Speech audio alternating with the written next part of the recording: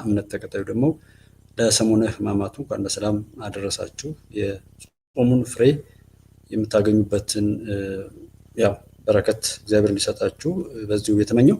ያልተገለጠ ነገር የለም ባናገርም ጀስት ዓላማችን እየተገለጠ ነው። ብዙ ሰው ተረድቶ በዚህ ልክ ከተገለጠ በኋላ ወደኋላ መመለስ የመጣ እንደው ነው ጥፋት የሚሆነው እንጂ ያልተገለጠ ነገር የለም። በዚህ ልክ ነገሮች ትንሽ ትልቁ እንዲረዳቸው ሆነው የመጡበት ወቅት የለም። ነገር ግን አሁንም ጠላት ከዚህ አገግሞ ለሌላ ጥፋት የሚዘጋጅበት ወቅት በተደጋጋሚ የማየው በእኛ ሀገር የፖለቲካ ዙሪት ውስጥ ስላለ የጉዳዩ ባለቤት ሆኖ ያለ መስራት አሁንም ከወዳ በርቀት ነገሮችን እንዲሁ ለመተቸትና ምን ለማለት አይነት ነገር አለ። ጀስት በዚህ ልክ ተገልጦልናል። ሰው ባለቤት ነው። እንደዚህ አይነት ወቅት ትንሽ ትልቁ ነገሩን ቢረዳ መልካም የሚሆንበት ጊዜ የለም። በቃ አየነው። ሰው ከሌሎች ታሪክ ይማራል። እኛ ደግሞ ከራሳችን ላይ ካልተማርን በጣም ነው እንትን የሚለው ያለማስተላለፍ አንድ ሌላ አቅጣጫ አመላካች ነው። እንደገና በሀገራችን ላይ ያለው የፖለቲካ ሽፍንፍኖች ደግሞ የአንድ እጅ በተደጋጋሚ ጉባኤያችን የአንድ ክንድ ብዙ ጣቶች ወይም ለኛ መጥፊያ ለነሱ ደግሞ እኛን ለማጥፋት የሚጠቀሙበት አማራጭ እንጂ ሌላ ነገር አይደለም። እነዚህ ሰዎች ነፃ አይወጡም። ያንኑ ነው ማንኛውም ሰው ሲናገርም ሆነ ሲሰማ የትኛውም ቦታ ላይ ይሁን የትኛውም ላይ ነገሮችን ምን አገኛለሁ ምን አስገኛለሁ በሚል መርህ ማድመጥና መቀበል አለበት። ሰው ውሸታሞች፣ ነውረኞች በዛ ልክ ተባብረው የሚሰሩ ከሆነ እኛ ደግሞ እውነትን ወደፊት ማምጣት አለብን። ቢኮዝ እውነት ቢመጣ ፍትህ ቢረጋገጥ ሁሉንም ሰው ነው ነፃ የሚያወጣው። በደል ቢበዛ መገዳደል ወይም እንዲህ አሁን የቆየንበት አይነት አዙሪት ቢቀጥል ራስንም ሀገርን ነው የሚያጠፋውና እዛ ውስጥ ያሉት ሰዎች ቶሎ እንዲድኑ አትጠብቁ። እኔ የምለው የዘረኝነት በሽታ ያልነካው ሰው ቶሎ ይዳን ነው። እነዚህ ዘረኞች፣ ጎጠኞች አንዴ እዛ ጽንፍ ላይ ከገቡ በኋላ ሞት ብቻ ነፃ የሚያወጣቸው አለ። እግዚአብሔር የፈቀደላቸው ህሊናቸው ቀልባቸው ያልሞቱ ሰዎች ደግሞ ተጸጽተው እንዲመለሱ ያደርጋል። ከዛ ውጭ ከነሱ ጋር መጓዘት አይደለም ዋናው፣ ራስን ማትረፍ ዋናው። በእንደነዚህ አይነት ተመሳሳይ ሰዎች እየታለሉ ወደፊት አለመሄድና ዓለም ሀገራችን ዓለም የጋራችን ትሁን በምንልበት ወቅት ላይ ከዚህ ወደዛ አልሄድም ተብሎ እዛው የጥላት ወጥመድ ላይ የመዋኘት አይነት ነገር አያለውና የሶሻል ሚዲያም እውነት ይወደድ፣ በየሄድንበት እውነት ይወደድ ባለቤትን ነው። እኛ ሀገር ላይ በተደጋጋሚ እያየሁት ያለሁት ነገር እና በጣም ደስ አለኝ ያለው ነገር ምንድነው? ባለቤት ያለመሆን፣ የሀገር ባለቤት ያለመሆን፣ የሚሰሩ ልማቶችም ሆነ ጥፋቶች ባለቤት ያለመሆን አይነት ችግር አለ። የሁሉም ነገር ባለቤት እንሁን። ይሄ ለጥፋተኞች እድሜያቸው መራዘም ብቻ ሳይሆን ለእኛ መከራ መርዘም ዋጋ ያወጣል፣ ለእነሱ ይጠቅማቸዋል። ሰው ባለቤት እንሁን። የሀገሬም የመንግስቴም በሁሉም ነገር ላይ ገብቼ እኔ ራሴ ነኝ። ዛሬ መጠራጠር ነው ያለብን እንጂ እንዴት ትንሽ ትልቁ ባወራው እንሄዳለንና እስክንድር ከወያኔ ሻዕቢያ ሁሉም ባርነት ውስጥ ነው ያሉት። አሁን የሻዕቢያ ልክፍት የለከፋቸው ወያኔ ልክፍት የለከፋቸው ከዛ ትንንሽ ልጆቹ ሸኔ ፋኖ ምናምን እያሉ የመጡት በቃ ጥፋት መገለጫቸው ከነሱ በጎነት ባህሪያቸው አይደለም። ስልጣን መያዝ ምን አይደለም። በራሳቸው ማንነት በሰውነታቸው ላይ ያልሰለጠኑ ሰዎች በሀገር ላይ ሊሰለጥኑ አይችሉም። ስሪታቸው እነሱም ያውቁታል። ከኋላ የሚጋልቧቸውም ስውር የኢትዮጵያ ጥላቶች ያውቁታል። ጀስት እኔና እናንተ በሚጠቅመው ላይ ጊዜያችንን፣ ገንዘባችንን፣ እውቀታችንን እናፈስ ነው እንጂ ህወሓትን ካወቅን ጀስት እኔ አይዶን ስለ ደብረጽዮን ውፍረቱ ይሄን ያክል ኪሎግራሙ ይሄን ያክላል እንደዚህ ነው ምናምን ብሎ እዛ ውስጥ ዝርዝር መግባት አያስፈልግም። በቃ ያን ሰው መጥፎ ስራ ስለሰራ ያን መጥፎ ስራ አልጋራም ነው ጉዳዩ። በዛ ህዝብ ስም ይነግር ነበር። ሰው ህዝብም ነፃ መውጣት አለበት። በማንኛውም አግባብ እኩል መከባበር ሲመጣ ሰዎች ሰላም ሲያገኙ ሰላም ይመጣል። ሰላም እንደማያስደስታቸው የምታዩት ጌታቸው ረዳ ምንድነው በረሃ ላይ ነው የሞተው ያለው ስታሊን ነው። ልክ ናቸው። በቃ እነሱ እዛ ቦታ ላይ አምነውበት ነው የገቡት። ልክ እንዳልሆነ ያውቃሉ። ስለዚህ በነውር ነው የሚሄዱት። ምክንያቱም የገቡበትን ቦታ ያውቃሉ። እኛ እውነትን ይዘን የእውነትን ዋጋ ለምን አናስከብርም አናከብርም ነው እንጂ ጥያቄው። እዚህ ስትመጡ የብልጽግና ደጋፊ ይሏቸዋል፣ የአብይ ደጋፊ ይሏቸዋል። እኔ አንተ አንቺ ራሳችንን ችለን እንደ ሰው መቆም አንችልም ማለት ነው። ቢኮዝ እነሱ ጎደሎ ናቸው። በዛ ጎደሎነት ነው የተፈጠሩት፣ የሚኖሩት፣ የሚጠፉት። ስለዚህ ሀገር የምትባለውን አያውቁም። በአንድ ሰው እድሜ የሆነን ነገር ለማጠቃለል የማይሆነውን ለማድረግ የብልጽግና ተከፋይ የብልጽግና የእንትን ሰራዊት ምናምን የሚሉ አሉ እዚህ እኛ ጋር ማለት ነው። በዚሁ አጋጣሚ ብልጽግና ወይም መንግስት የሚባለው ጀስት አይዶንት ኖ እንዴት እንደሆነ ግን በግ መግዣ ያው ማስገባት አለበት። በቃ ስሙ እንዳይታወቅበትም ከሆነ ያው በግ ሳንግዛው ኦር ቤተሰብ እንደዚህ እንችላለን መግዛት አለበት። ይሄንን የመንግስት አካል ካለ ጥሩ ነው ቢሰማ። አለዛ እኛ ለሀገር ብለን ዋጋ እየከፈልን እኛን የምታገል ዓለም ደግሞ ስትኖር እኛም ደስ አይለንም ማለት ነው። እኩል ሰዎች ደስተኞች ሲሆኑ የሁሉም ደስታ እንደዛ ይሆናል እንጂ አንዱ እያለቀሰ አንደኛው የሳቀ አይውልም።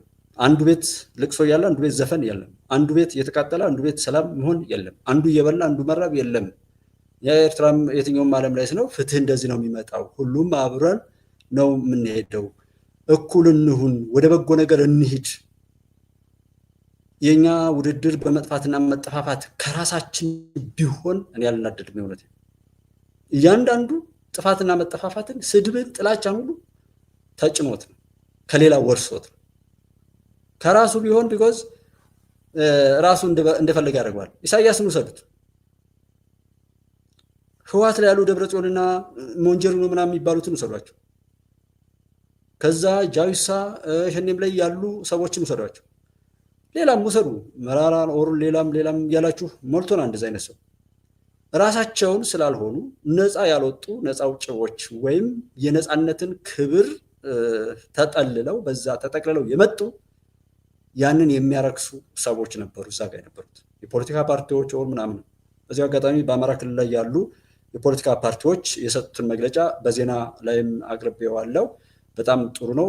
በጉባለች ቤተሰብ ስም በጣም ክብር እንሰጣለን። አማራ ክልል ያላቸው ወደ 14 ምናምን የሚደርሱ የፖለቲካ ፓርቲዎች ሀገራዊ ምክክሩን ባይሰልፍ በጣም ተቀብለውት ማድረግ የሚገባን ሁሉ እናደርግበታለን። ይሄ መድረክ እንዲመጣ ብዙ ዋጋ ተከፍሏል። ያንን ሁሉ ዋጋ ወደ ፍሬ ለመቀየር ጥረት እናደርጋለን የሚል በጣም ደስ የሚል መግለጫ ሁሉ ሰጥቷል። በጣም ነው የምናመሰግነው እንደዚህ አይነት ፓርቲዎችን ብዬ ነው። እና አንድሬስ ሳይድ መንግስቱ ወንድቤ ሰላም ናችሁ ወይ? እንዴት ናችሁ? አብራችሁ ስላላችሁ እጅግ በጣም ደስ ይለኛል። እና ያው መንግስትን በዚህ አካውንት የበግ መግዣ አስገባ በሉልኝ። ግዴታው ስለሆነ ካላስገባ ደግሞ ጀስት ብዙ ሊጎዳ ይችላል ማለት ነው። እኔ ያለው የምጎዳው ያንን ነው። እኔ በዚህ ልክ ራሱ እንደዛ እንትን ማለት እና እንደዚህና እንደዚህ እያሉ የሚሉ ሰዎች ከነሱ የምንጠብቀው ነገር የለም። እስክንድርን ብትወስዱት እዛ አማራ ክልል ላይ ያለው ማን ይሄ ጀነራል ተፈራ ያልተገለጠ ነገር አለ?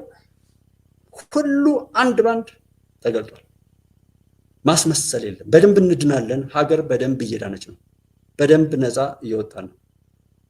ይህንን ይዘን ተቀብለን ኬሪያ ናት የምትባለው ወይዘሮ ኬሪያ ኢብራሂም ይህንን የቅድም የተናገረችውን ሰሞን ታድሰናል። ሁሌ ታድሰን ወጥተናል። አንድ ሁነን ወጥተናል። ድል በድል ሁነናል። እየተሳሳትንም ተጠናክረን ወጥተናል። በስብሰናል ያላምንበት ኔትወርክ ነበረ ያላምንበት መጠቃቃት ነበረ ያላምንበት ጊዜ በግምገማችን ላይ ጊዜ አለ ብዬ አላስብም። ግን የህዝብ ግን በቃ ቢለን ኑሮ አላስቀምጥ አላስኬድ ቢለን ኑሮ እንስተካከል ነበር። እንዴት ሆኖ ይስተካከላል? አሁን ላይ ያለው ሁሉ ሰላም የሚጠላው ለምንድን ነው? እያንዳንዱ ዝም ማለት እኮ ራሱ አልቻለም። ሰው ሰላም ያከስረዋል። የሰዎች ደስታ ያከስረዋል። የሰዎች ሞት እንዲያተርፈው ተደርጎ ስለተሰራ እንባና ደም የሚነግድ ፖለቲከኛ፣ አክቲቪስት እና የዛ ጭፍራ የማይገባውን ለማግኘት የተሰለፈ ሁሉ ነጋዴ በሉት ማንኛውም ምናምንቴ የትኛውም ውክልና ላይ ይቀመጥ፣ የተቀመጠው የተቀደሰ ቦታ ቢሆንም ያንን ቦታ በማርከስ ከሆነ ግብይቱ ያ ነው። ያንን እንዲያደርግ ነው። ያንን ነው የሚመስል። ጉቦ መቀበል የጀመረ እኮ አንድ ባለሙያ ወይም አመራር እኮ ከዛ በኋላ በጣም ነው የሚጠላቸው ጉቦ የማይሰጡትን ሰዎች። ሀቀኛ ሰዎችን በጣም ነው የሚጠላው። ገና ለገና የእሱን ነውር ለመሸፈን ሲፈልግ ብዙ ጥፋቶችን እያከታተለ ሌሎችን ያሸክም። አስበው ነው የሚሰሩት የምንለው ለዛ እኮ ነው። ካወቅናቸው እኛም እውነትን እና በጎ ነገርን በማሳደግ ያንን መከላከል መቻል አለብን። ራሳችን ለመከላከል ነው። እነሱ ሆን ብለው እኛን ለማጥፋት ነው የሚሰሩት። ሲጀመር ጀምሮ በማጥፋት ነው የሚኖሩት።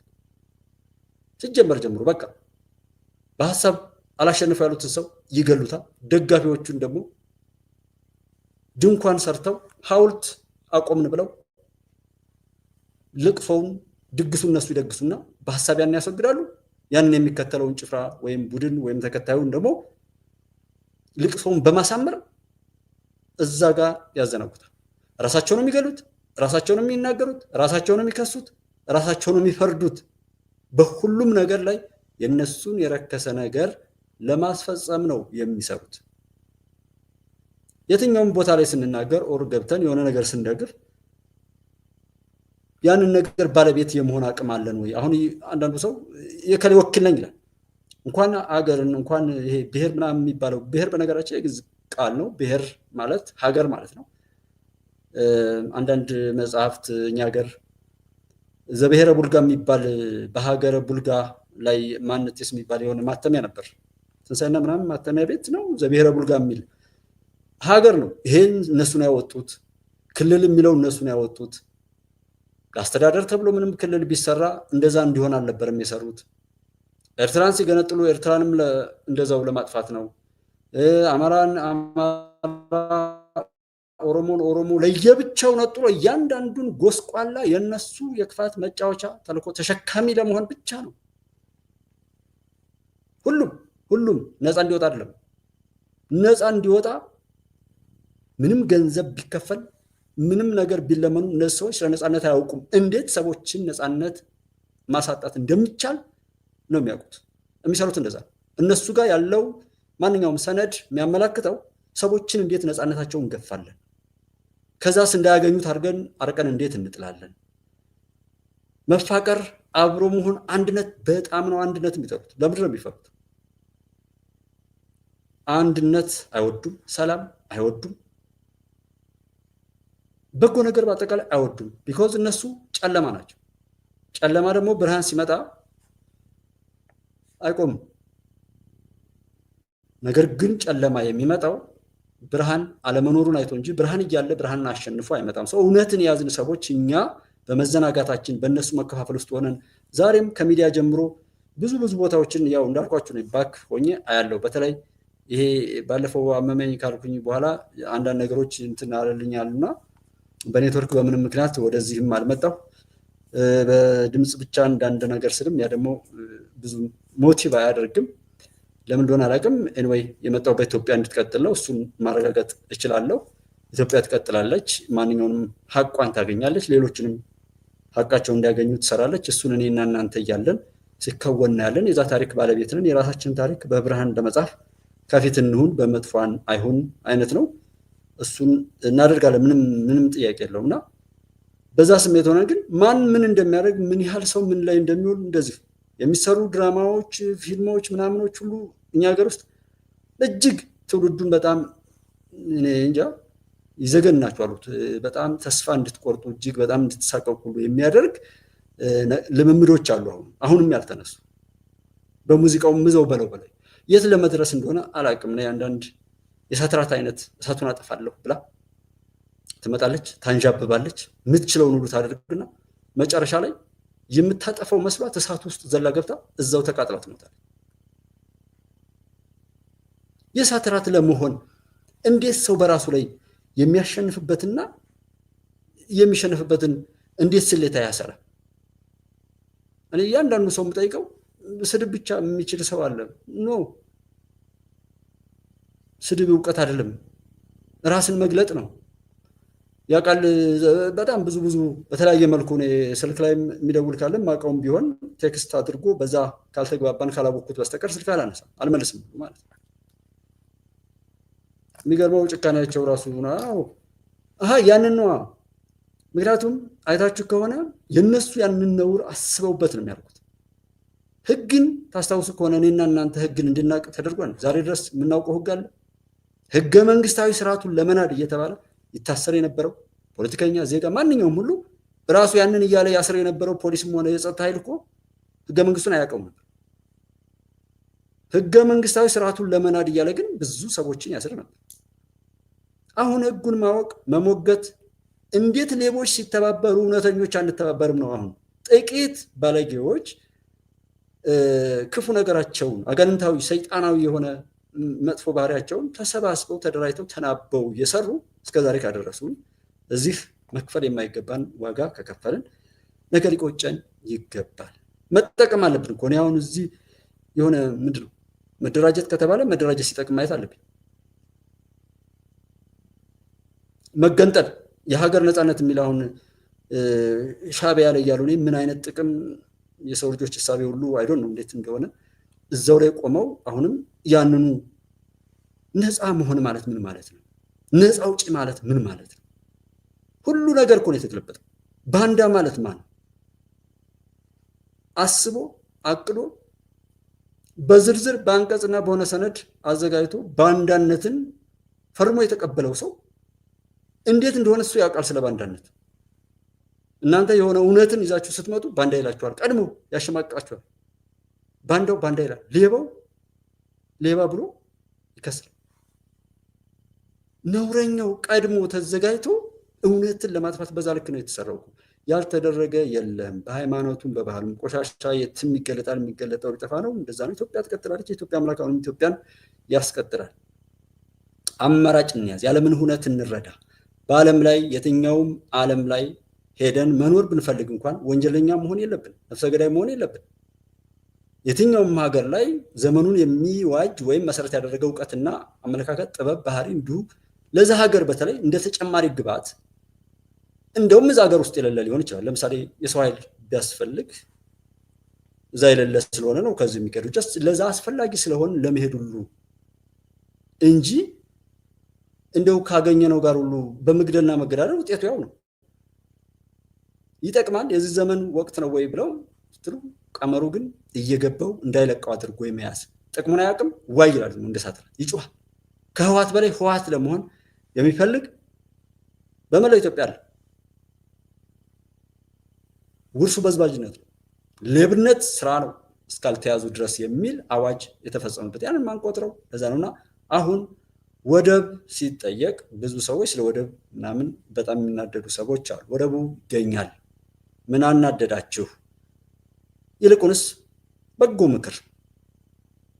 ምክር የሻዕቢያ ለሆናችሁ ሰዎችን ቢሆን አሰብን በሰጦ መቀበል ከኢትዮጵያ መንግስት ጋር በሰላም ተደራደሩ፣ ወደ አውድ ከምትራገጡ ማለት ነው። ምንም አታመጣም ብሎ አንድ ልጅ ወይም አይሆኑ የሆኑ ሰዎችን በንቀት አፍኖ መጫወቻ እያደረጉ መሄድ እስከ ተወሰነ ጊዜ ድረስ ነው። እነዛ ሰዎች አለ ያ የፍትህ ህፃናት ኦር አቅም የሌላቸውም እኮ አቅም እስከሚያገኙ እንጂ ረስተውት ምናምን አይደለም።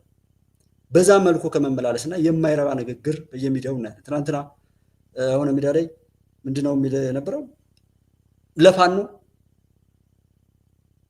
ታንክ አውሮፕላን ምናምን ሁሉ እናስታጥቃለን እኛ ኤርትራውያን ይላል። ኤርትራዊ አይደለም፣ የኤርትራ ህዝብ አልተናገረም። እስካሁን የሚያናደኝም የትኛውም በአማራም በኦሮሚያም በትግራይም በኤርትራም ብትሄዱ እነዛው አስበው የሚያወሩት እና የሚነጋገሩት እንጂ ተጎጂው ህብረተሰብ አይናገርም። ተጎጂው ሳይሆን አንዱ ሆዳም ወይም በሆነ ነገሩ ላይ ያበደ ሰው እዛው ቆሞ ተቸክሎ እዛው ላይ እየጮህ ያለ ሰው ታንክም እናስታጥቃለን ነውር እኮ በዚህ ልክ የትኛውም ሀገር ላይ ቢሆን እንዲህ አይነት ብልግና ከገዳዮች ጋር ማበር ቆሻሻነት ነው። በጣም ብልግና ነው። እዛ 5 ሚሊዮን ተማሪዎች ላይ ለደረሰ ግፍ ሁሉ ኃላፊነት እንወስዳለን እንደማለት ነው። ርካሾች ናቸው ይህንን የምትሉ ሰዎች፣ በጣም ቆሻሾች በየሄዳችሁበት የማይረባ መልከስከስ ባንዳነት ክብርን አድርገው የሚሄዱ ለፋኖ ታንክ እንሰጠዋለን፣ አውሮፕላን እንሰጠዋለን። መጀመሪያ ለራስ ታጠቀው። በጦርነት ኤርትራን ጨፍልቆ ምናምን ማንም ሰው እንኳን ኢትዮጵያ የኔ ሀገር ሌሎች እንድጨፈልቅ ልፈቅድ፣ የትኛውም ዓለም ላይ ሰዎች እንዲጨፈልቁ አልፈቅድም። ቢኮዝ ኢትዮጵያዊ ነኝ። በሰጦ መቀበል ነው እያልን ያለ ነው። በቃ ለጋራ ሰላም ሲባል ጎዳና ላይ ነው የሚኖረው ምን ያመጣል እያልክ አሁን ተማሪዎች እንዳይማሩ በሚሊዮን የሚቆጠሩ ተማሪዎች ትምህርት በገፋቸው ቁጥር ለዓለም ነው በሽታ የሚሆኑ ትውልድ ጎዳና ላይ ስለሆኑ ዝም ብሎ ማንም ምንም አያመጡም አይነት አይደለም። ነገ ሲያድጉ ስናሳያቸው የነበረውን ጥላቻ ታጥቀው ስለሚነሱ በቻሉት ነገር ሁሉ ያጠቃሉ። ለራስ ተብሎ እንኳን የራስ በሰጦ መቀበል ለምን ነው? እኔ ምን አይነት እሳቤ ሁሉ እንደሆነ አላቅም። በዚህ ልክ በአንዳነት ሰው ነፃነቱን እርግጥ ያው ነፃነት ሁልጊዜ ነፃነት ነው የሚሰጣችሁ። ነፃ የሆነ ሰው ሁሌ ነፃ ነው ይሆን ነፃ ነው፣ ሲያወራ ነፃ ነው፣ ሲነጋገር ነፃ ነው፣ ሲታይ ምንም ማንኛውም ጤነኛ ነው። ራሱን ክብሩን የሸጠ ደግሞ ሁልጊዜ ተቅበዝባዥ ነው እና በመቅበዝበዝ ገና ወደብ ሲጠየቅ ሶማሌላንድ ላይ ሲኬድ ኪራይ ነው የተባለው። እንዴት ሰው መርዳት መስጠት አለመስጠት ሌላ ጉዳይ ነው። እንዴት ባለው ገንዘብ የሆነ ነገር ገዝተህ ትበላለህ ተብሎ እንደዛ አይነት ብልግና ነው ሁሉ ነው እኮ የገለጽነው። ገና ሳይቀር ከኛ ጋር ነው ተባለ። የጦርነት አዋጅ ነጋሪው በዚህ ልክ መብዛቱ ነው። ሂሳቡን እየሰራ ቢያወራ ጥሩ ነው። እዛ ጋር ተባለ፣ እዛ ሶማሌላንድም ሀገር ሆነች ምንም ሶማሌላንዳውያንም ሆኑ ሶማሊያውያን፣ ኢትዮጵያውያን፣ ጅቡቲያም፣ ኤርትራውያን የትኛውም ቦታ ላይ ያሉ ህዝቦች ነፃ ይወጣሉ። ትግሉ ግን ቀላል ነው ወይ? እነዛ ሌቦች፣ እነዛ ለከስክሶች፣ እነዛ በብልግና በነውር በማይገባቸው በደም ንግድ ላይ ፈጣሪ ያሰመረውን መስመር የሳቱ ሁሉ በመቅበዝበዝ ይጠፋሉ። ሰው በመቅበዝበዝ የተሰባሰቡ ሁሉ ጓደኛቸውን እንኳን በሀሳብ ተለየኝ እያሉ የገደሉ የቅርቡን ማየት ትችላላችሁ። ውባንተ የሚባለውን ባለፈው ገደሉ። አሁን ደግሞ ባለፈው የሆነ ልጅ ገሏል ደቡብ ጎንደር አካባቢ ላይ። ለምንድን ነው የሚገሉት? እውነት ስለሚይዙ ነው። ከጀርባ ነው የሚገሏቸው። እንደዛ እየገደሉ የመጡ ሰዎች አስቡት፣ ሊረጋጉ ይችላሉ? አይችሉም። ብዙ ነውር አለ እጃቸው ላይ። እንደገና ከኋላ ደግሞ የሚጋልብ ሌላ ደግሞ አለቃ አላቸው። ስለዚህ እነሱ እስከ ሞታቸው ድረስ በዛው ጥፋት ይቀጥላሉ። የሚሰሩትንም የማይሰሩትንም ለዛ እኮ ባካፕ እየሰጡ እኮ ናቸው። ያንን ታሳቢ በማድረግ አይ እኛ ንጹህ ከሆነን ከነሱ መሸሽ። አንዴ መግደል ከጀመራችሁማ በቃ ያንን እየሰሩ ሌላ ግድያ እንድትፈጽሙ ሌላ ነውር እንድትሰሩ ነው። ባለፈው ሸኔ አካባቢ ላይ አንድ እውነተኛ ታሪክ ላይ ውብዬ ነው እንደዛ ያቀረበው። አባቱን ከቤቱ አምጥተው ምንም አያውቀውን ወጣት ጭንብል ካለበሱ በኋላ በጥይት በለው እንደዚህ ያደረገ ነው ብለው ካስመቱት በኋላ አባቱ መሆኑን አሳዩት። ልጁ ጨካኝ እንዲሆን አደንዛዥ ዕፅ ሁሉ እየሰጡ ህሊናቸው ሰውነታቸውን ቢያላቸውን ነገር ሁሉ እንደዛ ያደረጉ የሚሄዱ ናቸው። በጠቅላላው መግደል፣ መገዳደል፣ መስደብ፣ አንዱን አንዱ በማጥፋት ማሸነፍ ትልቅ መሆን አይቻልም። ምንም ነገር ቢባል ስልጣን እንደዚህ ከሚባለው ላይ ሲነሳው በአንደበቱ ላይ በራሱ ላይ ባለው ፈጣሪ በሰጠው ክብሩ ላይ መሰልጠን ያልቻለ ሰው የትም ቦታ መሰልጠን አይችልም። ስለዚህ አንደበትን በመግራት የራስን አማላይነት እውቀት ካላችሁ እውቀታችሁን በመናገር አማራጫችሁን በማሳየት ነው። ከዛሬ በኋላ እኮ እውነተኛ ታጋይ እውነተኛ ለህዝብ የሚቆረቆር ሰው ቢመጣ እንኳን እንዳናምነው እንዳንከተለው የሚያደርግ ነውር ነው። ምን ለወለጋ ተናግሮ ጎጃም ሰውን መውጫ መግቢያ የሚያሳጣ ባንዳ ሲፈጠር ሚሊየን አለቀብኝ ሲል የነበረው ጄኖሳይድ ሲል የነበረው የለም ከኤርትራ ጋርም ቢሆን ምናምን ያንን ሁሉ ራሳቸው ሲተፉት የነበረው መልሰው ሲልሱ እያየናል እንዴ? ጀነራል ተፈራን፣ ህወሓትን፣ ሁሉንም ቁጠሩ ልጅ ጽንፈኛ የተባለ እነሱን ያው ነው የምናየው። ዞሮ ኢትዮጵያ ትቀጥላለች። ባንዳና ጽንፈኛ ይጠፋል። ከክፎች ማንኛውም ነገራችንን ደግሞ በመጠበቅ እንትን ልንል ይገባል። አለን። እሺ ተገናኛችሁ? ትናንትና በደንብ እንዳላወራ እነሱ መሀል ሆኜ ነው ዘወዲያ። እሺ ግን አገኘሃቸው? ተሻግሬያለሁ። ማታ አግኝቻቸዋለሁ። አንዳልኩ በጣም ራሳቸው መጥተው ተቀበሉ አይደለም? እና ተሻገርን እኛ መጥተው ተቀበሉና በጣም እሺ እንደዛ ነው ያለው። እና አንድ መጥተው አናግረውን ነበር የሆኑ ሰውዬ። እሺ እያሉን ያሉት የመጣችሁበትን ዓላማ ራዕያችሁንና ምንድን ነው የምትፈልጉት የሚለውን አጠቃላይ በወረቀት ተቆራረጠብኝ። ሀገር አፍራሽ ደግሞ ራዕይ አለው እንዴ? ራዕይ አለው? ለጥፋት ነው የተሰባሰባችሁት? መግደል ነው? ምን ማለት ነው ይሄ? እስከዛሬ ያጠፉትን ጥፋት ብቻ እየተራከኩ ይመጣል ያ የሚገልባቸው። ነፃ ውጡ። መጀመሪያ ሐሳባችሁ ከሌሎች አትጫኑ በሉልኝ። እኔ በዚህ በጽንፍ ላይ ሆኖ አንዱን በአንዱ ላይ በዘለፋ ዝም ብሎ እያበዱ የሚሄዱ ሰዎች እብደታቸውን እስኪ ዞር ብለው ይዩት። አንዳንዱ ዝም ብሎ የሚናከሱሉ ይመስለኛል ሲወራጭ ስታዩት፣ በቃ የሆነ የሚያስጣላ ነገር አለው ስታዩት ማለት ነው። አይሰማም? ተቆራረጠብኝ። ቀጥል። አሁን ቀጥል። ተቆራረጠ እንደጋ ድጋሚ።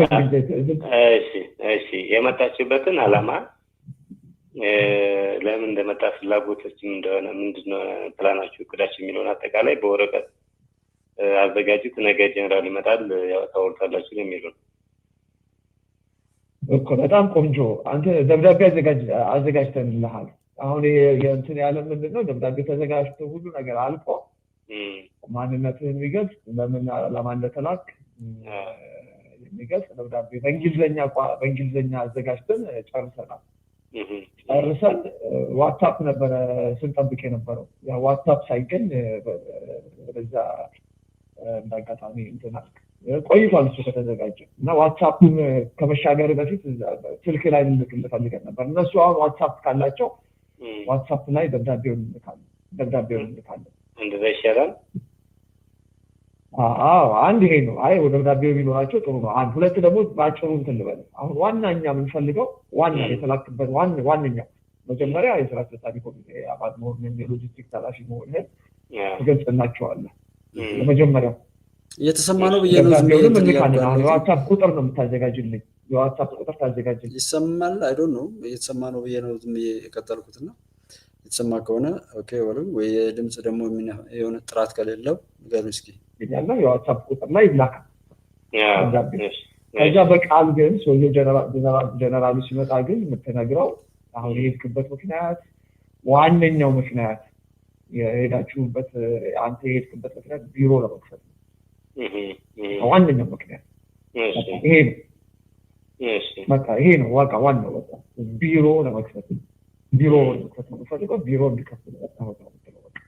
ቢሮ ተከፍተው ከዛ በኋላ ቢሮ በአጠቃላይ የድርጅቱን ዝርዝር በሁለታችን መካከል የሚኖረውን ግንኙነት፣ ዲፕሎማሲያዊ ግንኙነት፣ ወታደራዊ ግንኙነት፣ ፖለቲካዊ ግንኙነት፣ እነዚህ ዝርዝር ትገልጸዋለህ። ዲፕሎማሲያዊ ግንኙነት እና ወታደራዊ ግንኙነት በቢሮ በኩል ያልቃል።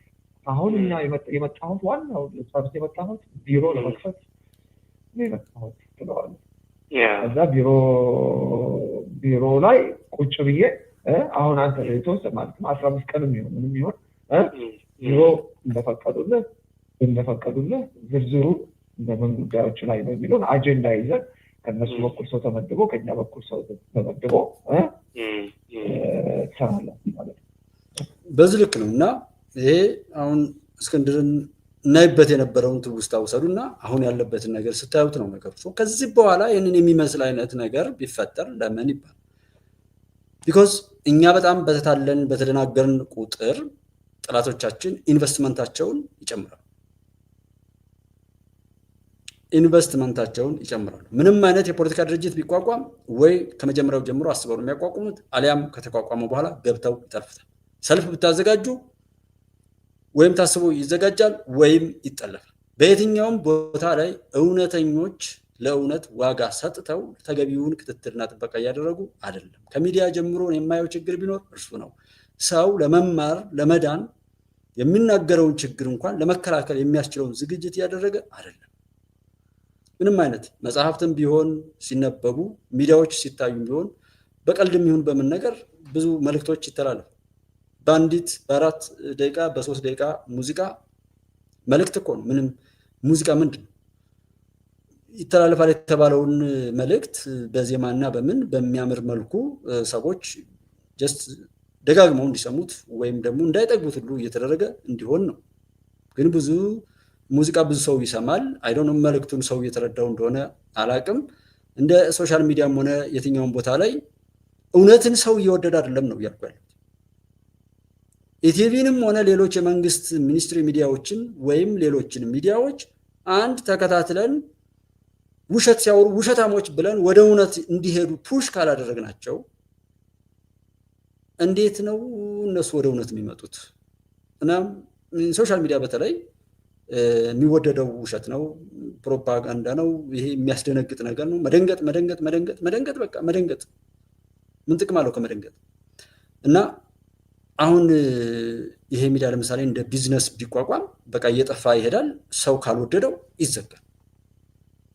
ስለዚህ ሚዲያውም የሚቀጥለው በህዝብ ነው፣ ሀገር የምትቀጥለው በህዝብ ነው። ማንኛውም ነገር ስኬታማ የሚሆነው በታላቁ ህዝብ ነው። ባንዳውም፣ ጽንፈኛውም፣ ዘረኛውም፣ ጎጠኛውም ይኸው እስከዛሬ ድረስ የመጣው በሽታኛም እኛኑ ገሎ እኛኑ ሰልፍ ጠርቶ ለሌላ መግደል ያዘጋጀናል። እሱ አይሞትም፣ በእኛ እየነገደ ይኖራል። ቡትስ ይደረጋል እኮ ጀስት ከነገሩ እውነትነት አንጻር ነገሩን ብንረዳ። አሁን በዚህ ዘመን እኔ ምክር ቤቱን አለመስማማት ሌላ ጉዳይ እኮ ነው። ያገኘውን እድል ሁሉ ግን ተጠቅሞ አልስማማ ብለው መንግስትን የሆነ ወይ አፈርኩ ብሎ አምባገነን እንዲሆን ወይም ደግሞ በትክክል ቃል የገባውን በተግባር የሚያሳይ መሆኑን ለማየት የቀረበውን መድረክ እንኳ ሳይጠቀሙ በየሀገሩ እየቀላወጡ ኢትዮጵያን ለመውጋት የተሰሩ መሆናቸው ስንት ጊዜ እነዚህ ያጀገናቸው ስንት ወጣት የሞተበት ስንት ሰዎች የታሰሩበት በእነዚህ ልክፍ ዛሬም ድረስ ብዙ እህት ወንድሞቻችን እየተጎዱ ባለበት ላይ እነሱ ለሌላ ጉዳት ያልበቃቸው ብሎ ለሌላ ዘላቂ ደም መፋሰስ እየሰሩ ነው ያሉት። እኔ ማለት ከራሴ አንጻር ነገሩን ስለማየው እንዴት ሰው ይታለላል ብዬ የምለው አንድ ኢትዮጵያን ለማፍረስ ዞል ድረስ የሚለው ሰው ዳንኩኝ ሲል ኢትዮጵያ ስትፈርስ ቁጭ ብዬ በማየት እድለኛ ነኝ ያለው ሰው አይ አቶ ጌታቸው የእሱን የረከሰ የግሩፕ ተግባር ተሸክሞ ስላለ እዛ በረሃ እንደሞተ ነው የምቆጥረው።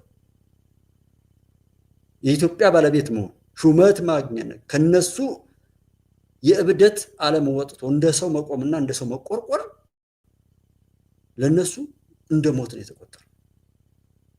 ያንን ይዞ ብትከተሉት የት ለመሄድ ነው? እነሱ አልሞቱም እንዳልኳችሁ 8 ቤተሰብ የሞተባቸው እኔ እዚህ ጎረቤት ማቃቸዋል። እነሱ ተናገሩ። እዚህ መገናኛ አካባቢ ላይ በብዛት የምታያቸው የሚያማምሩ ወጣቶች እግራቸውን እጃቸውን አጠው ሲለምኑ የሚውሉት ተናገሩ፣ ተጠየቁ። ያ ሁሉ ጩኸትና ያ ሁሉ ነውር ተፈጽሞ ያንና ብዝተው በ3 መግለጫ በቀን ይናገሩ የነበሩትን አይ ምንም ነገር አልሆነም ከሻቢያ ጋር እንሰራለን ሲሉ አላየን። አሁንም እዛው ላይ ቆሞ ያ እብደት ማፈር የሚገባው መደበቅ የሚገባው ነውረኛ ቆሻሻ ጠላታችን ሁሉ እንዴት ቢንቀን ነው ከፊታችን ሆኖ ዛሬም እያወራ ያለው? እንዴት ቢንቀን ነው? ዛሬም የሱ የአድራጊ ፈጣሪነት ሁነት እንትን ያለውና የዘውየን ሌሎችንም በዚህ መልኩ ያየን መቀጠል ነው። ዋና አሁን መጀመሪያው ቢሮ ነው። የመጀመሪያው ቢሮ ለመክፈት ፍቃድ እንደሰጡን ከዛ በኋላ የምንገባው ወደ 2 ነገር ነው። አንድ የመሳሪያ እገዛ ነው። ሁለተኛ ደግሞ የማሰልጠኛ መክፈት ነው። ማሰልጠኛ ነው። ሁለት ነገር ነው የምንፈልገው። አሁን የመጀመሪያው ቢሮ ከተከፈተ በኋላ 2 ነገር ነው የምንፈልገው። ቢሮ የሚያመቻቸው ምንድነው? ልክ እንደዚህ ብለህ ነግረዋለህ። ቢሮ የሚያመቻቸው 2 ነገር ነው። አንድ ወታደራዊ እርዳታ ማለት ነው፣ መሳሪያ እርዳታ ነው። ሁለተኛው ማሰልጠኛ እንፈልጋለን። እዛ እኛ ምንድነው የምናሰለጥነው? 2 ነገር ነው የምናሰለጥነው። አንድ ኮማንዶ ነው የምናሰለጥነው፣ 2 ደግሞ ከባድ መሳሪያ ነው የምናሰለጥነው። እግረኛ አይደለም። ተረዳኸኝ ብለው አይደለም ሁለት ነገር ነው የሚያሰለጥኑልን አንድ ኮማንዶ ነው የሚያሰለጥኑልን ሁለት ከባድ መሳሪያ ነው የሚያሰለጥኑልን ስለዚህ ይሄ በዚህ ምናልባት ማስታወሻ ብትይ ደስ ይለኛል ማስታወሻ እያስኩ ነው ስነግረኝ እያስኩ ነው አሁን ካንተ ያስኩት የነግረኝን በወረቀት እየጻፍኳቸው ነው አንደኛ ቢሮ መክፈት ነው ቢሮ በቃ እሱ መጀመሪያ ማለት አለበት ቢሮ መክፈት ነው ይሄ ማለት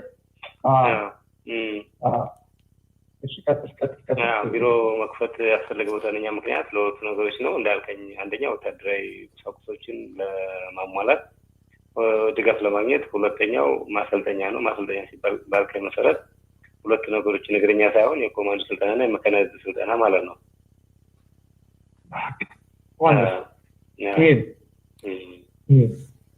ጀምር በዚህ ልክታስ በቃ ይሄ ነው እና ግን ዋናው ምንድነው አሁን አስመራ ሄደ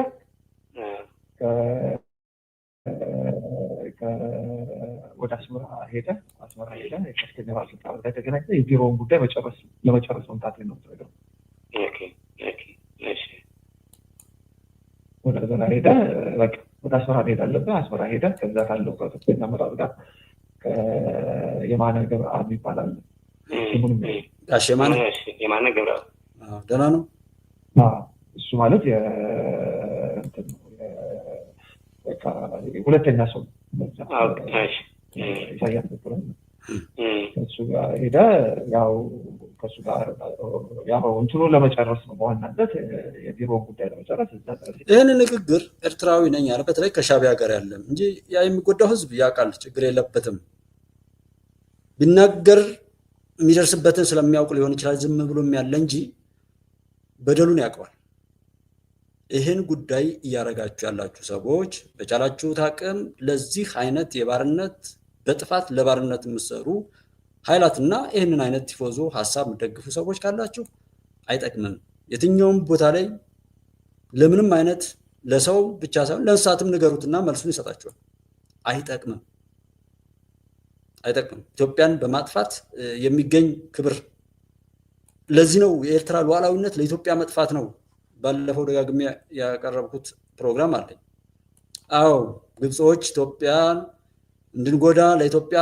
ስራ ለመስጠት ሰላሟን ለመንሳት ነው ኤርትራን የገነጠሏት እንጂ ኤርትራን እንደ ሀገር ቆማ የምትቀጥል መሆኗን አምነውበት አይደለም የአባይ ተፋሰስ ሀገራትን ሰላም መንሳት የኤርትራ እስከ መገንጠል ድረስ የደረሰችበት ዓላማና አጀንዳ ነው ይላል አቶ ኢሳያስ አይደለም አልገባኝም ለሚል ማያዝ አልገባኝም ይገባዋል ሁሉም የዘራውን ያጭራል ሁሉም ነውር ነው በዚህ ልክ የሰውን ሀገር እንደዚህ ማለት በጣም ነውር ነው በጣም የድሃ ደግሞ እንደ አይነት ክፋተኛ ኤርትራዊ ሆኖ ኢትዮጵያን የሚጎዳ አንድ ቤተሰብ መካከል ላይ አንዱን በማጥፋት አንዱ ድሃ ለድሃ የሚደረግ በጣም ነው የሚያስጠላው ኤርትራዊ ፋኖ ሸኔ ወያኔ ሻቢያ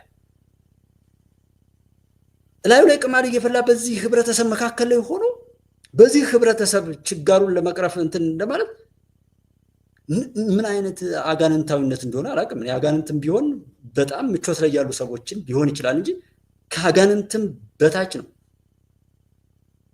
እንዲህ አይነት ቆሻሻነት ቅማሉ ላዩ ላይ እየፈላበት ሌሎችን ደግሞ በዛ አዋርዳለሁ ገላለሁ አገዳድላለሁ ከዛ ደግሞ ይሄ አሁን ይሄንን እስክንድርና ይሄን መሰል የሚሉ ደግሞ ያንን ቅማላም ቆሻሻውን ያን ተሸክመው ደግሞ አገራቸው ላይ በሽታ ተሸክመው የሚመጡ ቆሻሾች ደግሞ አሉ ደግሞ ከመካከላችን የተፈጠሩ የኃጢአት ልጆች የሐራም ውላጆች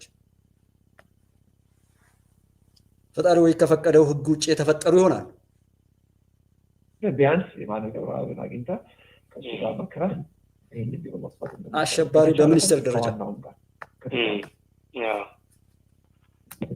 ከተቻለ ካልተቻለ ግን በዋናው ማግኘት ካልተቻለ ቢያንስ የማነ ገብረአብ ጋር ብቻ አስመራ ሄደ ይሄንን ጉዳይ መጨረስ እንዳለበት መንገር አለበት በስምም ባጠቅስም እነሱም እኛን እንዴት አልፎ እንዳይሉ እንደውም ስምንም ባጠቅስ አስመራ ግን አስመራ ካሉ ከፍተኛ ባለስልጣናት ጋር የቢሮውን ጉዳይ መጨረስ እንደምትፈልግ ቢሮ ለመክፈት መምጣትህን ትነግራቸዋለህ እና ሌላ ተከታይም ደግሞ ቡድን እየመጣ መሆኑን ትነግራቸዋለህ እሱ ግን በኋላ ነው የሚመጣው አሁን አንተ ነህ የዴሊጌሽኑ መሪ አንተ ነህ። በነገራችን ላይ ደብዳቤው ላይ ገልጸዋል። የልኡኩ መሪ አንተ ነህ። ለምን የስራ አስፈጻሚ ኮሚቴ አንተ ነህ። አሁን ሰላም አበበን ብሄድ አንተ ኮሚቴ አባል ነህ። የስራ አስፈጻሚ ኮሚቴ አባል ብቻ ሳይሆን የዘርፍ ኃላፊ ነህ። ስራ የስራ አስፈጻሚ ኮሚቴ አባል አይደለም፣ የሎጂስቲክስ ኃላፊ ነህ። ስለዚህ የዘርፍ ኃላፊ ነህ፣ የመምሪያ። በዚህ ልክ የረከሰ ሰው በማየታችን በጣም ነው ያፈርነው። ይሄንን የምትመስሉ ለዛ ነው ድርድር ያለው።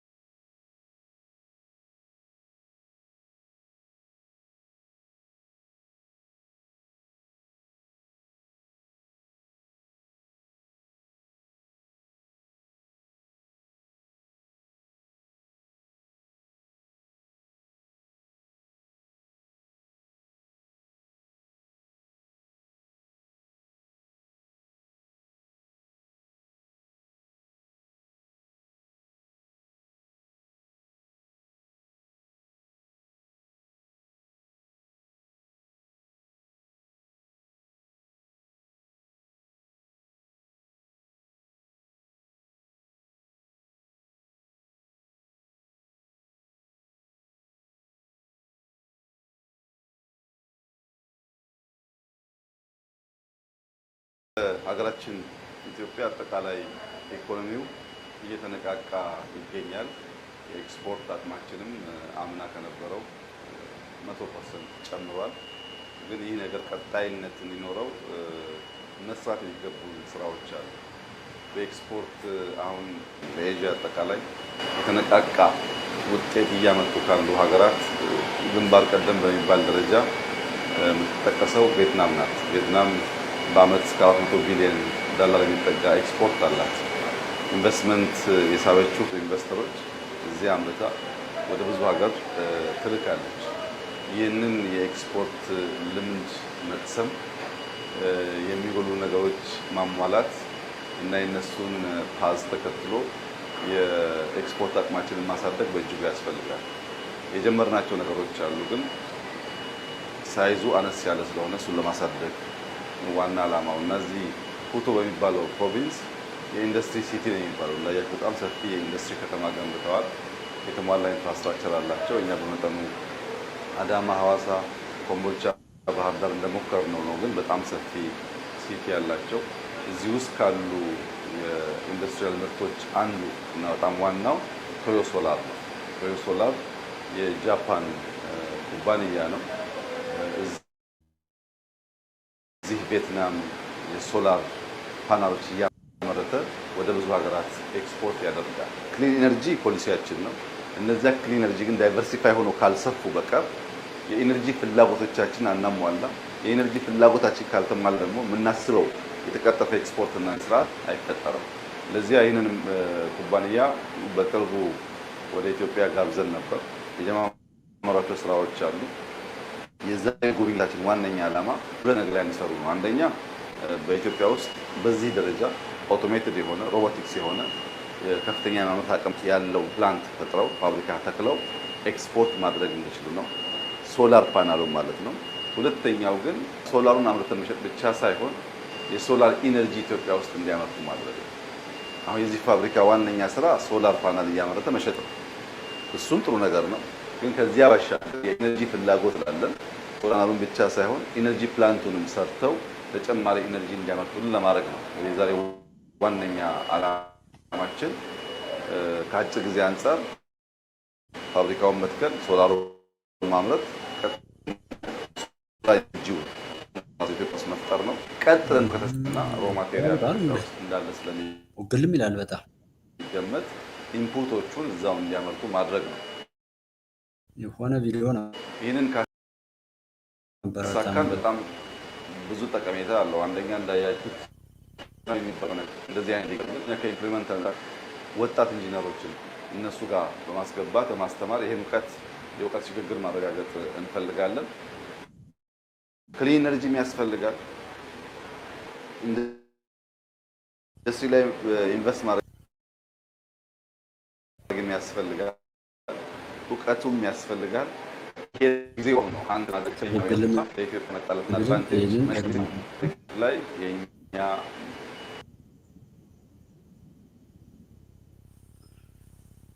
and lots of restrictions. It's known for its tough army, good food, beautiful people, and a president who refuses to give up his power. I set out to learn about this little, lesser-known country for myself. Welcome to Eritrea. I am now on my way to the Embassy of Eritrea to try to get my stamp for my passport. This is my third time going. So third time was not a charm. I started the visa process in the US and then flew to Ethiopia and had to go to the embassy 5 times before getting this visa. It's one of the hardest visas in the world to get. Eritrea is a country located in East Africa, touching borders with Sudan, Ethiopia, and Djibouti, and right along the Red Sea. Eritrea is the 7th youngest country in the world, with only gaining its independence in 1993. It's also one of the least visited countries in the world. It's been nicknamed the North Korea of Africa because it is ruled by a dictatorship since gaining its independence. This is the craziest thing I have ever seen. I've been here for, I think, an hour and a half. We just throw the luggage out. Eritrea wins the prize of craziest baggage claim I've ever seen in my entire life. In the taxi. Outside of the airport, all of these taxis are waiting, and that's the only way that a tourist is allowed to get from the airport to the city. It'll cost you $20 for 10 minutes. I had this really taxi driver that just kept on laughing, even though he did not understand a word of what I was saying. And then I'm just going to fast forward to the next day because the hotel situation was not that good, so we're gonna start fresh. Now this is the morning on day 2, and I'm gonna go look for some coffee. So yesterday, after I left the airport, I got checked into 2 different hotels. Neither one of them are exactly what I am wanting at this time. I will continue to see if I can find it. It was once colonized by the Italians, so there's a lot of Italian architecture here and a lot of Italian food, which is really interesting. So I think I just found a coffee place, and let's see. Morning.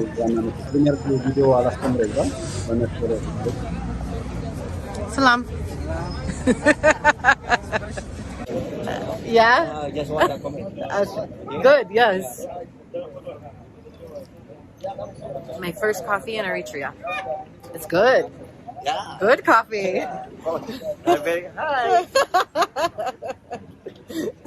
I'm very famous about coffee. Eritrea? Really? Yes. Traveling through Eritrea can be really challenging because there are so many restrictions, and this includes even finding a hotel. I'm on my way to try another hotel. So the last place I was in just isn't going to work for me, so I'm going to go. I got a recommendation last night for another hotel, so I'm going to go try to find this one and see what happens. In Eritrea, there's no internet, no Wi-Fi, and tourists are not allowed to have a local SIM card. And you really can't book anything in advance because there's only 2 hotels online, and both of them are between $90 and $100 per night. So I can't call these places. Instead, I have to go and try to find them on my own. I downloaded the offline map for Eritrea from Maps.me. Thank goodness I did that before I came here, because there's no internet, right? So there's no internet, there's no phone card, there's no ATM. So that's what makes us traveling through this country a little bit challenging. But then the people make it up because the people are so friendly here, so that's good. The neighborhoods are actually really pretty here though. Everything is very clean in Eritrea, which is nice. You can only use either American money or euros from what I heard. And then you can exchange it into the local currency, which is called Nakfa. Okay, so I found the place, Imperial, for 460 nafta, which is like 31 American dollars. And now here is my new room. So 2 single beds, which is fine. I would show you the bathroom right now, but I think the load shedding is going on, which means no electricity. Hopefully I'll have electricity tonight. ሁለት ሆቴል ብቻ ነው ለምትለው ሁለት ሆቴል ብቻ ነው ያለው በጣም የሚገርም ነው ሁለት ሆቴል ብቻ ነው ኢንተርናሽናል ያው የታክሲውንም የምኑንም ያያየች ነው ዋይፋይ ነው ኢንተርኔት ነው ማንኛውም ነገር just blocked በማንኛውም ሊስት ቪዚትድ የምትሆን በዓለም ላይ በጣም የማትጎበኝ ሀገር ለምን ነው ሎክድ የሆነች ሀገር ያለች ነው just ከኔ በተሻለ እንግሊዘኛውን ተሰሙታላችሁ ብዬ በማሰብ ይሄን ሀገር እኔ እንደ ትችት አይደለም just እንደዛ አይነት ነገር ይዞ አቤታችሁ ድረስ ሲመጣ ከዚህም በላይ መሄድ ሁሉ አለብን እውነትን ይዘን ያልኩት ለዛ ነው ለእውነት ለአብሮነት በሰውነት ክብር ለመምጣት አብረን መስራት አብረን መሆን አለብን ብዬ የምለው እና እንትን በተረጋጋሚ ከሚዲያ ጀምሮ ሆም ብሎ በማቋቋም ጀምሮ ሰው የጥፋት ቡድን ያቋቁመን አፍራሽ ቡድን እኮ ያቋቁማል ጎበዝ እና የሚጠቅም ነገር ላይ እንኳን የተቋቋመ ያለውንም ቢሆን አይደል በባለቤትነት መስራት እንዲሁ አያገባኝም አይደለም because የሀገር ጉዳይ ያገባናል የዓለም ጉዳይ ያገባናል ምንም ነገር ቢኖረን ሃይማኖት ባህል ወግ ሀብት ምንም ነገር ቢኖረን ያ ነገር ጣምና የሚኖረው ወይ ፋንክሽናል የሚሆነው ሀገር ስትኖር ዓለም ስትኖር ነውና በዛ አይነት ስሜት በዚህ ልክ ይሄንን ሀገር ይዞ እንዴት ሽብርተኛ ያሰለጥናል ከዚህ በላይ መረገም አለ ወይ ጤነኞች እንዳልሆናችሁና ራሳችሁን ሳይካትሪስትም ይሁን ሌላ ቦታ ላይ ሄዳችሁ እንድትታዩ ነው ይሄንንና መሰል ነገር ላይ ሆነው ይሄ የምቀኝነት ፖለቲካ አይነት ነው የማየው ኦሮሞና አማራን እንደዚህ ጽንፍ ይዞ ከፋፍሎ በዛ መከፋፈል ውስጥ እንደ ተባይ እንደሆነ የሆነ ሰዎችን የሚመጠምጥ ቅማል ምናምን አይነት አለ እንደዛ አይነት ሆኖ ለመኖር የሚሰሩ ፖለቲከኞች የሚሰሩ አክቲቪስቶች የሚሰሩ እንደዛ አይነት ሀገራት አሉ እሱ በቃ አይሆንም እዛው ተጨፍልቃችሁ ወይ ትገደላላችሁ ወይ ትጠፋላችሁ ወይም ደግሞ ጸረ ነፍሳት የሚባል ትረጫላችሁ እንጂ በዛ ሁኔታ አትቀጥሉ የራሱ ጉስቁልና ለማውረስ የጉስቁልና ፊታውራሪዎችን ባላቸው ምንን ባላቸው ጉስቁልናን ወርሰው ለሌሎች ለማካፈል በዛ የረከሰ መንፈስ የሚሄዱ ሰዎች ነው ለዛ ነው ይሄን ነካክተው ብዙ ሰዎች አሉ በጣም ብዙ ደግሞ ትሁት ሰዎች አሉ ጋር ከትግራይም አሉ እኔ ጋር ከኤርትራም አሉ ከሶማሊያ ከሶማሊላንድ አሉ ደውለውልኝም ጽፈውልኝም የሚያውቁ ኢቭን ሳፖርት የሚያደርጉኝ እህት ወንድሞች አሉ እንደውም ሞር አማራ ክልል ላይ ነው የሌሉ ማለት ይችላል ነው ከደቡብ ከኦሮሚያ ክልል ከአዲስ አበባ እንደዚህ አብዛኞቹ እንደዚህ ናቸው እኔ ጋር ሳፖርት የሚያደርጉኝም አብረውኝም ሆኖ የሚያበረታቱኝ ጭምር ማለት ነው ሌላው ከተወለድኩበት ከምብለው አካባቢ የዘረኝነትን እኔ የማልወደውም በርግጥ በዛም እንትን ለማለት አይደለም ዘረኝነት ያን ያክል የራሱን የረከሰ ነገር ለሌሎች ሁሉ አውርሶ አብሮ ለመርከስ አብሮ ለመሞት አብሮ ለመጥፋት እንጂ ለማዳን አይደለም እኛ ሀገር የተዘራው ዘረኝነት ለመጠቃቀምም አይደለም እርስ በርሱ ለመባላት ከእህቱ ጋር ከወንድሙ ጋር ከሚስቱ ጋር ከልጆቹ ጋር አብሮ መቆም የማይችለው ሁሉ በሆነ ጎጥ ተወሽቆ ያንን የረከሰ ባህሪውን ሲያንጸባርቅ የምታዩት እንደዛ አይነት የሰዎችን አንድነት ሊያጠፋ የተሰለፈው ሁሉ አንድነት ዘመቻ አንድነት ምናምን ያሰብና የተበላሸ አካሄድን የሚከተሉበት ሁኔታ ነው ያለው ይሄንን እንጨርሰው I even get an outdoor patio with my view.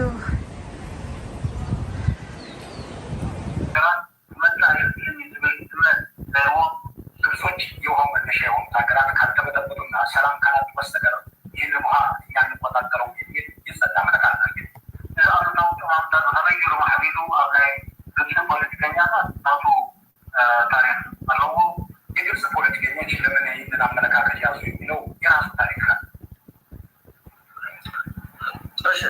በዋናነት ያው ይሄ ነው ዋናው ለምን ተብሎ ከግብፅ ጀምሮ ኤርትራ እንደ ሀገር እንድትቋቋም እንደተደረገ አላማው ይሄ አልገባኝም መለሰው ኢሳያስን ጠይቁት እዛም ኢሳያስ እንደዛ ይሆነ ለዛም ነው የሀገራዊ ጉዳይና የህዝቡ ጉዳይም አንድም ቀን አጀንዳ ከመሆን ይልቅ በጨካኝነት እየተሄደ ጭራሽ ሌሎች ሀገራትን እሱን የሚመስል የድሃ የሚባለውን አይነት ከሱ በታች ድሃ ከሱ በታች የተጎሳቆለ ከሱ በታች ጭቆና የሚበዛበት ሀገር ለመፍጠር እስከ ቅራቅንቦ ልጆቹ በየሄዱበት ህይወት እንዲህ ያላቸው ሰንካላ ልጆቹን እስክንድርና መሰሎቹን በየሄዱበት ህይወት አክብላ የተፋቻቸውና ስኬት የራቃቸውን ጭንጋፎች ሁሉ ሰብስቦ ይህን አይነት የጥፋት ማህበር ባለፈው ያልሸባብ ይህን ያልሻ አሰለጠን እንደዚህ የሚለውና ይሄ ህዝብ ነፃ መውጣት ስላለበት ሁሉም ሰላም መሆን ስላለበት በዛ መልኩ ሰላም ይሆናል። ኢትዮጵያን የነካ የለውም በረካ ነው። ኢትዮጵያን የነካ ሁሉ ልኩን ያገኛል።